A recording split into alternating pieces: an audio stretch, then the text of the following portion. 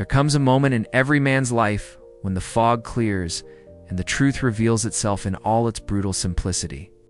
You have been used, not once, but many times. By people you trusted, people you helped, people you believed cared about you. The realization doesn't arrive loudly. It comes in the quiet hours, in the space between sleep and waking. When your mind replays the conversations, the favors, the one-sided efforts. You gave your time, your energy, your loyalty, and what did you receive in return? Silence when you needed support. Absence when you sought reciprocity.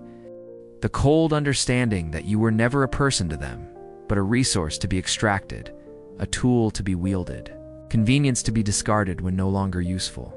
This pain cuts deeper than betrayal because it forces you to confront an uncomfortable truth about yourself.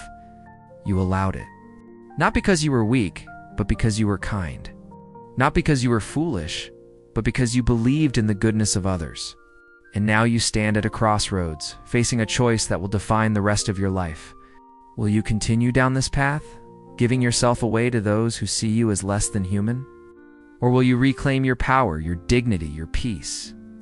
The ancient Stoics understood this struggle intimately. They lived in a world of emperors and slaves, of political manipulation and social hierarchy. Yet they discovered something that transcended all external circumstances.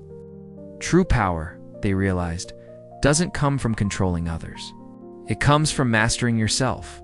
Marcus Aurelius, the most powerful man in the Roman Empire, wrote in his private journals about the importance of maintaining inner fortress against those who would drain you. Seneca, advisor to emperors, warned about the vampires of time and energy who disguise themselves as friends. Epictetus, who spent years as a slave before becoming one of history's greatest philosophers, taught that freedom is not a circumstance, but a state of mind. These men understood what you are beginning to understand now, that to stop being used is not about building walls of anger or seeking revenge. It is about cultivating a different kind of strength, a quiet, unshakable power that comes from knowing who you are and what you stand for. This is the Stoic way. And these are the 7 practices that will set you free. The first practice is the art of emotional detachment, and it begins with understanding a profound truth. Your reactions are the currency by which manipulators trade. Every time you respond emotionally to someone's demands, to their guilt trips, to their manufactured crises, you are handing them power over your inner state. You become predictable. They learn that if they push this button, you will comply. If they pull that lever, you will sacrifice yourself. The Stoic doesn't eliminate emotions. Contrary to popular belief, he observes them. He creates space between stimulus and response. When someone comes to you with their latest emergency, with their urgent need that somehow always falls on your shoulders, the untrained mind immediately activates. Anxiety rises. Guilt surfaces. The conditioning of a lifetime tells you that you must help, you must respond, you must drop everything. But the Stoic pauses. He takes a breath. He watches these feelings arise within him, as if he were watching clouds pass across the sky. Marcus Aurelius wrote, "You have power over your mind, not outside events. Realize this, and you will find strength." This is not cold indifference. This is clarity. When you detach from the immediate emotional pull, you can see the situation for what it truly is. Is this person genuinely in need? Or have they repeatedly manufactured crises because you've trained them to expect your rescue? Is this request reasonable? Or is it the latest in a pattern of one-sided demands? Emotional detachment gives you the space to ask these questions. It allows you to respond rather than react. And in that space, you reclaim your power. The manipulator's greatest weapon is your emotional reactivity. When you remove it, when you become calm and observant, they lose their leverage. You are no longer a puppet dancing to strings of guilt and obligation. You are a conscious being making deliberate choices. Practice this daily. When someone makes a request, pause. When someone tries to guilt you, observe the feeling without being consumed by it. When someone demands your time or energy, create space between their demand and your response. In that space, you are free. In that space, you cannot be used. The second practice is understanding and living by the dichotomy of control. Perhaps the most fundamental principle in all of Stoic philosophy, Epictetus, who knew slavery and freedom both physically and mentally, taught that we must distinguish between what is up to us and what is not up to us. What is up to us? Our choices, our values, our responses, our boundaries. What is not up to us? Other people's behavior, their expectations, their opinions, their demands. This simple distinction changes everything. You cannot control whether people will try to use you. You cannot control whether they will take advantage of your kindness. You cannot control whether they will respect your time or value your efforts. These things are outside your sphere of control. And the Stoics teach us that worrying about what we cannot control is the root of all suffering. But here's what you can control. You can control whether you say yes or no. You can control whether you establish boundaries or remain boundaryless. You can control whether you continue relationships that diminish you or walk away from them. You can control how you invest your time, your energy, your precious life force. Most people who find themselves repeatedly used have inverted this dichotomy. They exhaust themselves trying to control the uncontrollable. They try to make people appreciate them, respect them, reciprocate their efforts. They bend and twist themselves into different shapes, hoping that this time, finally, they will be valued. But people will be who they are. The taker will take, the manipulator will manipulate, the user will use. This is not in your control. What is in your control is whether you continue to allow it. Seneca wrote, "We suffer more often in imagination than in reality." How much of your suffering comes from trying to change people who have no intention of changing? How much energy have you wasted hoping that, if you just give a little more, sacrifice a little more, they will suddenly transform into the person you need them to be? The Stoic understands this is futile. Instead, he focuses his entire will on what he can control: his standards, his boundaries, his choices. When you truly internalize the dichotomy of control, you stop feeling victimized by those who use you. Because you recognize that while you cannot control their behavior, you have complete control over whether you continue to participate in the dynamic. You cannot make someone respect you, but you can respect yourself enough to remove yourself from situations where you are disrespected. You cannot force someone to value your time, but you can value it enough to stop giving it freely to those who squander it. This is where your power lies. Not in changing them, but in changing yourself. Not in controlling their actions, but in controlling your response. When you accept what you cannot control and focus entirely on what you can, you become unshakable. No one can use you without your participation. And your participation is always, always within your control. The third practice is mastering the discipline of silence and the strategic withdrawal of attention. In a world that prizes constant communication, instant responses, and perpetual availability, silence has become a revolutionary act. The Stoics understood that attention is the most valuable resource you possess. Where you place your attention, there your energy flows. And those who use you have learned to capture your attention with perfect precision. They know how to craft the message that will make you respond. They know the tone that will activate your guilt or obligation.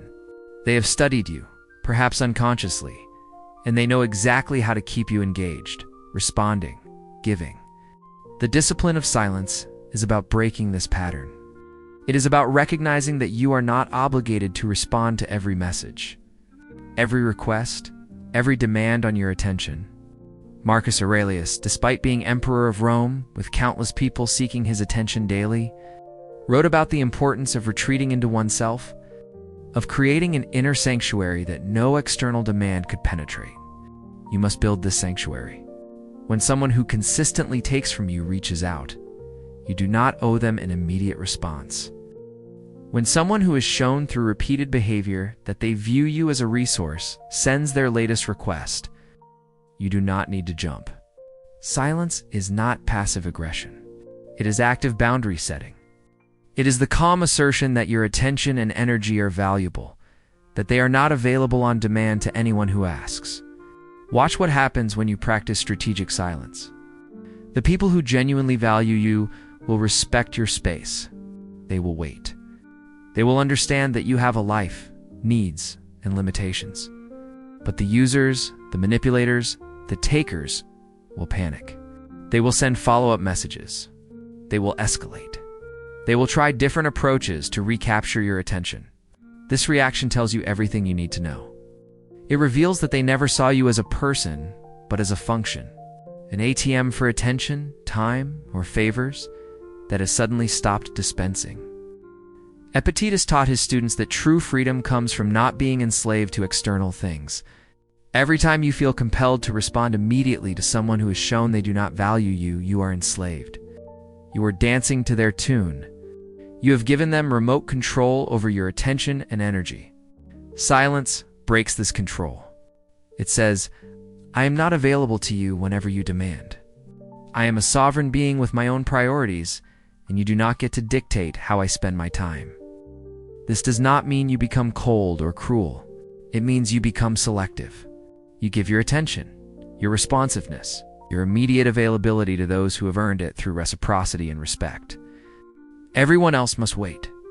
And if waiting offends them, if your boundaries make them angry, that anger is simply the sound of a user realizing they have lost their access.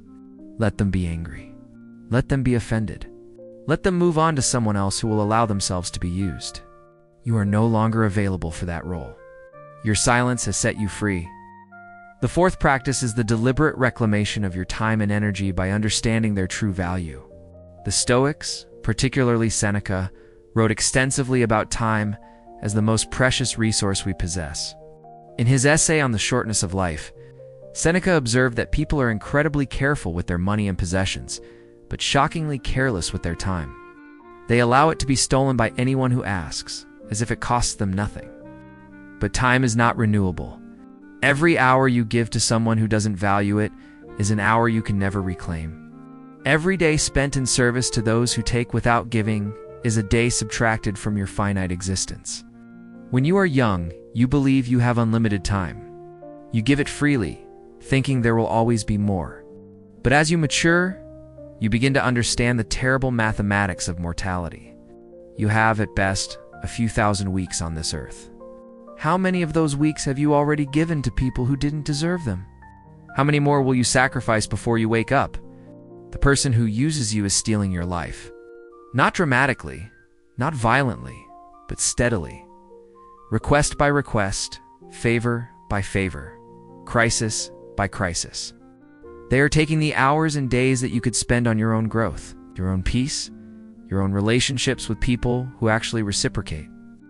And they feel entitled to this theft because you have taught them that your time has no value. The Stoic practice here is to assign your time its true value. Seneca wrote, "It is not that we have a short time to live, but that we waste a lot of it." Stop wasting it on people who have demonstrated they do not value it.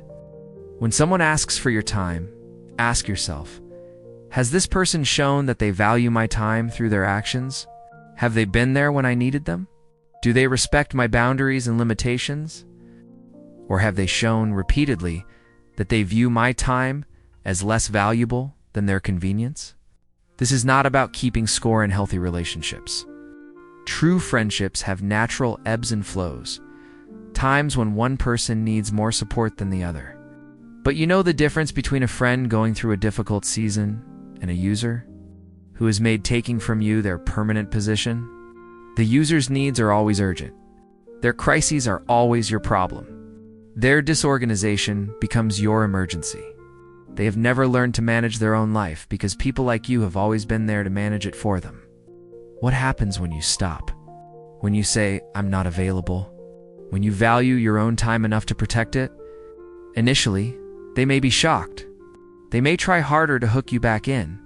They may even become angry or hurt, claiming you've changed, that you're not the person they knew. And they're right. You have changed. You have woken up to the value of your own existence. You have realized that every yes to them is a no to yourself, to your own needs, to your own dreams, and peace.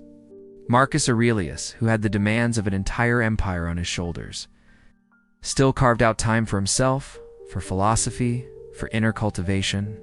If the Emperor of Rome could set boundaries on his time, so can you. Reclaim your hours. Protect your days. Give your time only to those who have earned it, who respect it, who reciprocate it. Everyone else can learn to solve their own problems, manage their own lives, find their own resources. Your time is your life. Stop giving your life to those who are simply taking it. This is not selfishness. This is self-respect. This is survival.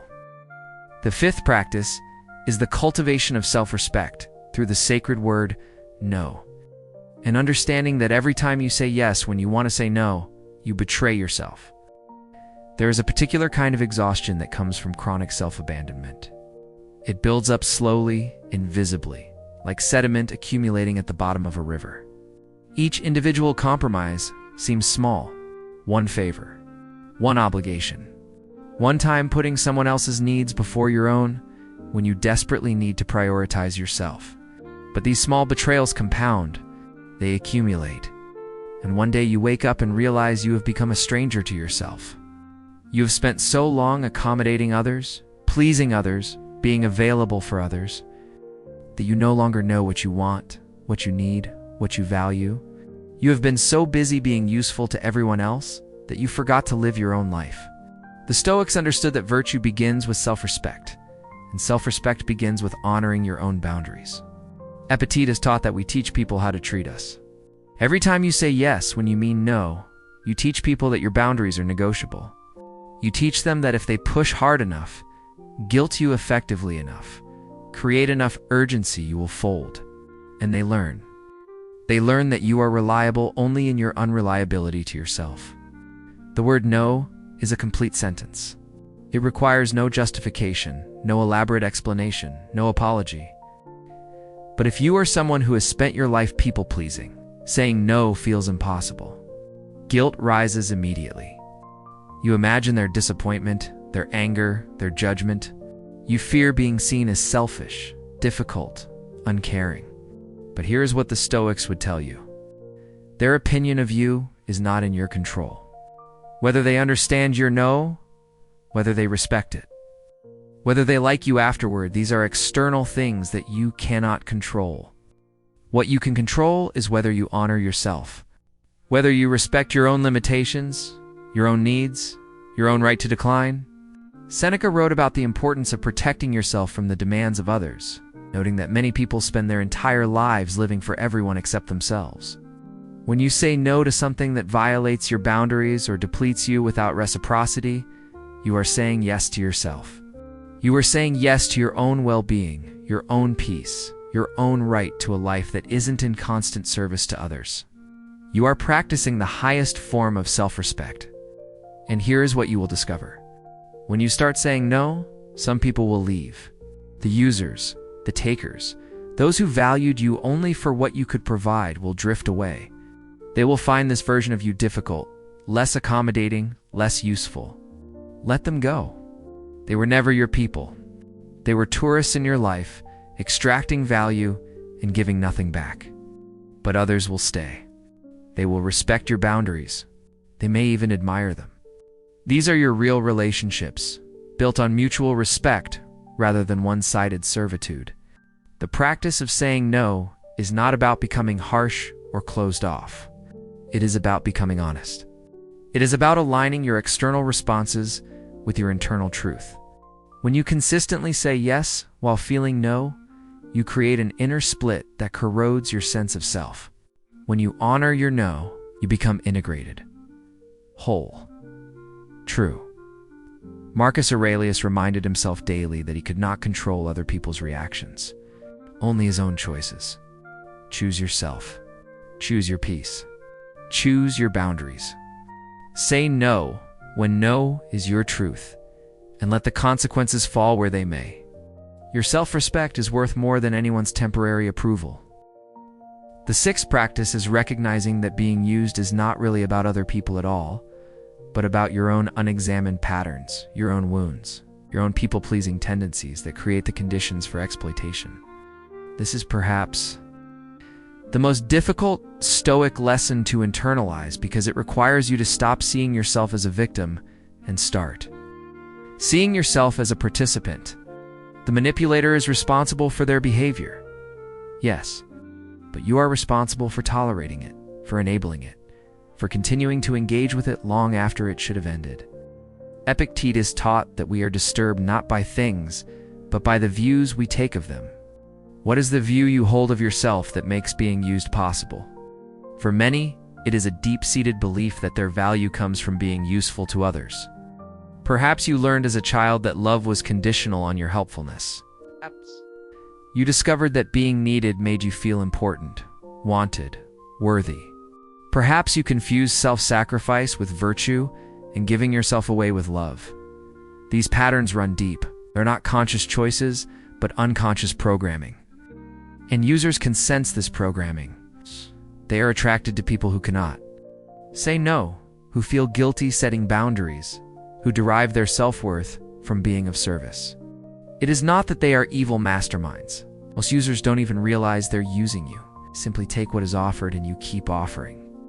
The Stoic practice here is radical self-examination.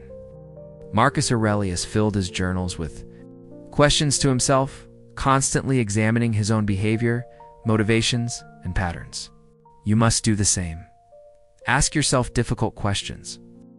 Why do I continue relationships where I am clearly not valued? What am I getting from being needed, even when that need is exploitative?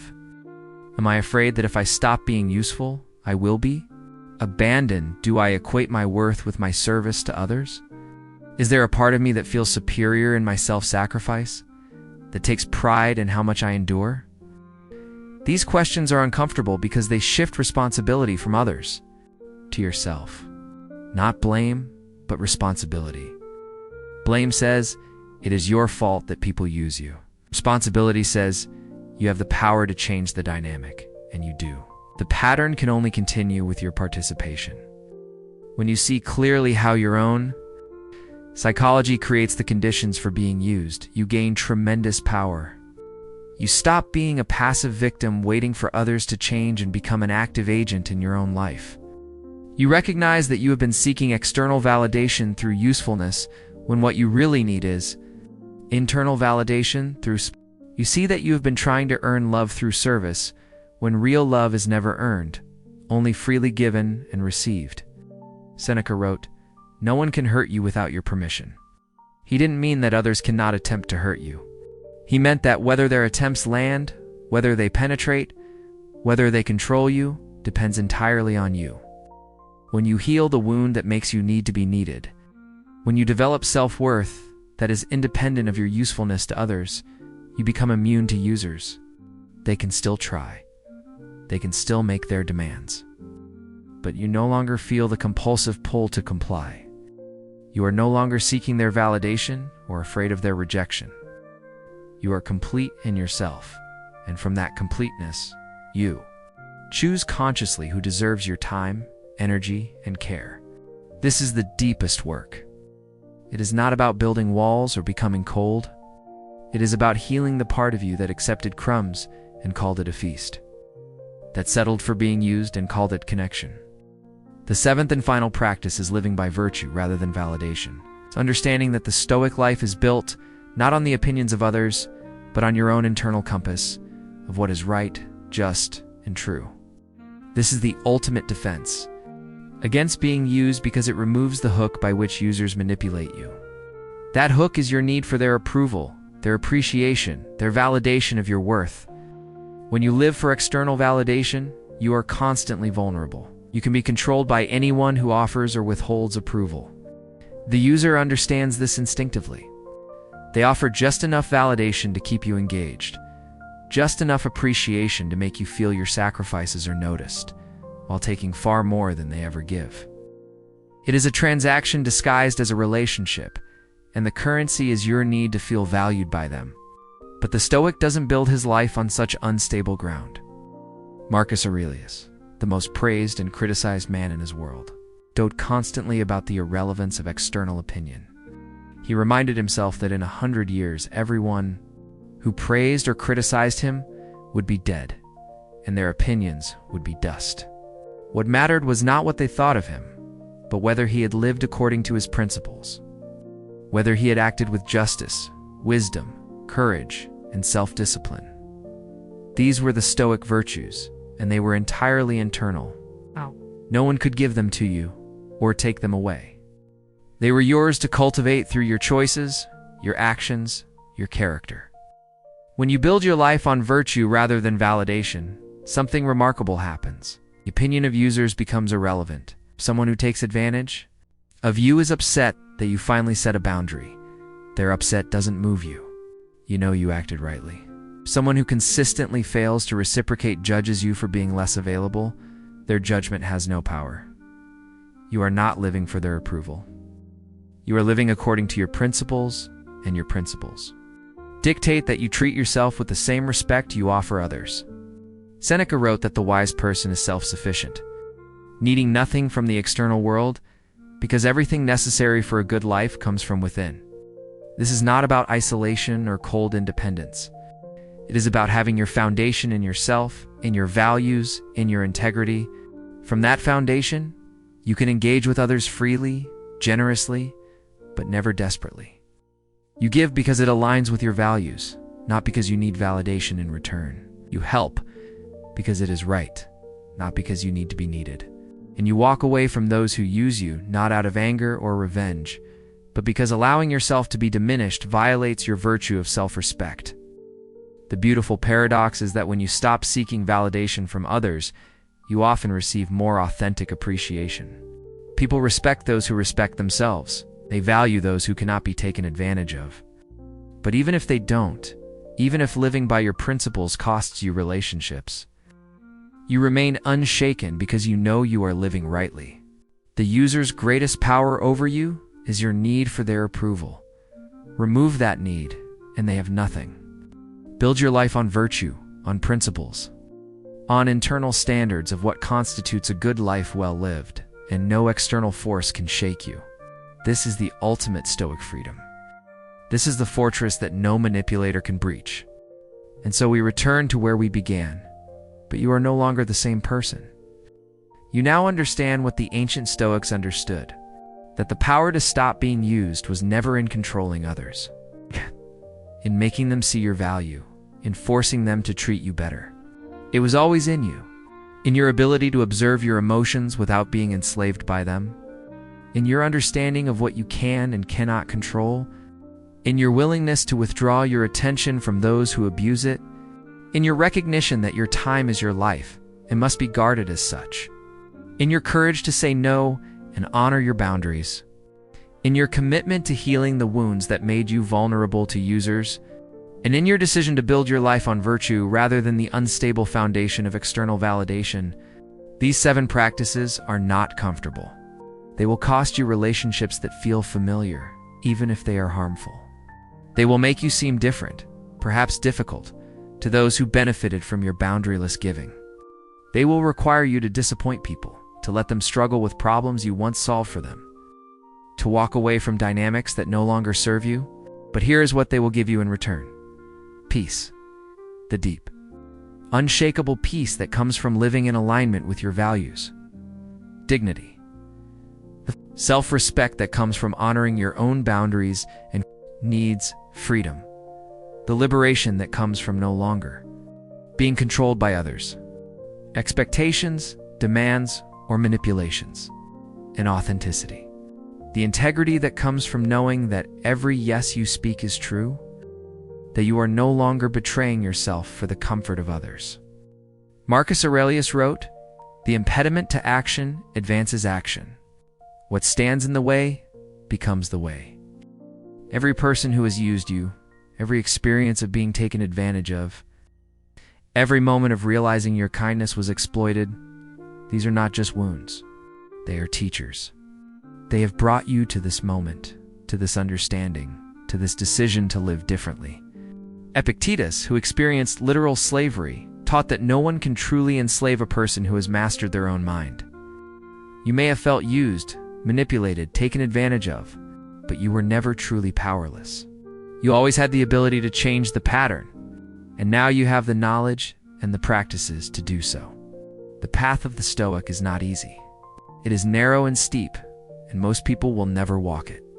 They will continue to be tossed about by external circumstances, by others' demands, by their own unexamined patterns. But you are different now. You have glimpsed a different way of being in the world, a way that honors your humanity while acknowledging reality, a way that is neither doormat nor tyrant, but sovereign. The final truth is this: when you master yourself, when you build that inner fortress of clarity, boundaries, and virtue, something extraordinary happens. People can still try to use you. They can still make their demands, play their games, attempt their manipulations, but they cannot succeed without your participation. And you no longer participate. Not because you are angry or vengeful, but because you are free. Free to choose consciously. Free to give generously to those who deserve it. Free to walk away from those who don't. Free to live according to your principles rather than others' expectations. This is the Stoic promise. Not that life will be easy, but that you will be unshakable. Not that everyone will understand you, but that you will understand yourself. Not that you will never face users and manipulators, but that they will no longer have power over you. The rest is up to you. The practices are before you. The path is clear. All that remains is the choice to walk it, day by day, decision by decision, boundary by boundary, until the person who was once used becomes the person who cannot be used. Until the person who sought validation from others becomes the person who validates himself through virtuous living.